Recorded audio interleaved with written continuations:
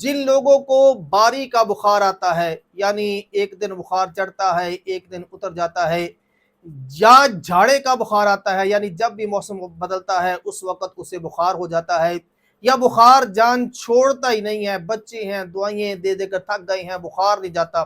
بخار کسی بھی قسم کا ہو، انشاءاللہ تعالیٰ یہ قرآنی وظیفہ بتا رہا ہوں، اللہ کے فضل و کرم سے بخار ہر قسم کا ختم ہو جائے گا۔ جانے سے پہلے ویڈیو کو لائک لازمی کریں، چینل کو سبسکرائب لازمی کریں۔ کسی بھی قسم کا حساب کرانا ہو، جادو کے مسائل ہیں، بیماری کے مسائل ہیں، آپ ہمارے ساتھ واٹس ایپ کے ذریعے، کمنٹ کے ذریعے رابطہ بھی کر سکتے ہیں۔ قرآن مجید برہان رشید کی یہ آیا مبارکہ، گڑ لے لینا، گڑ تھوڑا سا،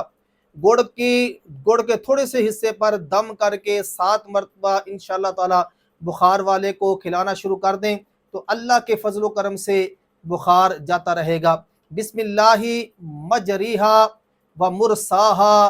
ان ربی لغفور الرحیم، یہ آیہ مبارکہ 7 مرتبہ پڑھنی ہے، اور اس کے ساتھ ساتھ اگر یہ کر لیں کہ پیپل کے 3 پتے لے لینے ہیں